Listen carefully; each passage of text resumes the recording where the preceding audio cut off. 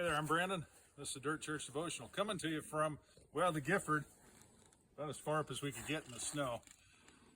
Anyway, I want to talk to you today about, well, some spiritual lessons gleaned from racing. I went racing a couple of weeks ago, and there's a couple of things that I learned there that I think would really apply to several areas of life, but especially your spiritual life. Number one, the race doesn't start when the flag drops. A lot of people think, and the spectators think, the race starts when the gate drops or the flag drops, but the reality is the race starts a long time before that.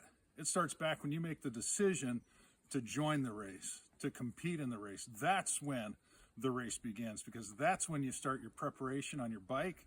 It's when you start your preparation on your body. It's when you start getting ready for the rigors of the race. Too many people don't do anything. They just show up on the day of the race, and it doesn't do them much good. And a lot of people get frustrated, especially spiritually, when they make a decision to get in the race, but it feels like they're just sitting there spinning their wheels. Can I tell you something? Moses waited 40 years. He trained 40 years so he could spend 40 years in the desert.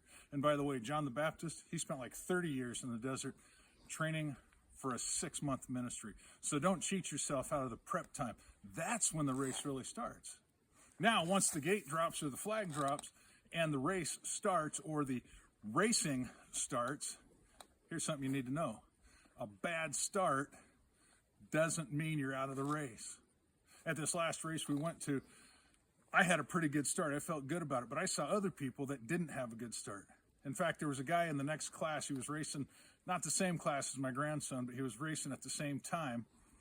And the flag dropped, and everybody took off except him, and he kicked and kicked and kicked and kicked, couldn't get his bike started. He moved over to the side so the next row could go, and the next row, and then my grandson's row went, and they dropped the flag, and my grandson's bike didn't start. It was actually his dad's bike. Anyway, it didn't start, and he kicked and kicked and kicked. Finally, he got it running, and he passed that other guy that was still kicking.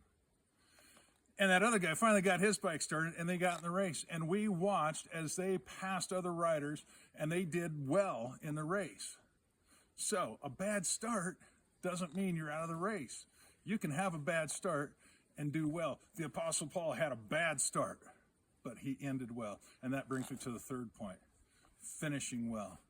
In my race, when I was racing, I came in on my second lap. I came into the checkpoint, and I crashed, and I broke my foot peg.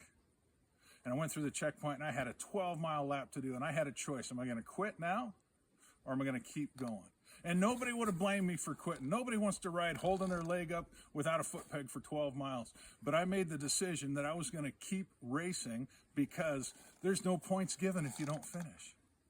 Finishing, and finishing well, is the only way to do it. Jesus said that the Father was pleased with him because he finished what he gave him to complete.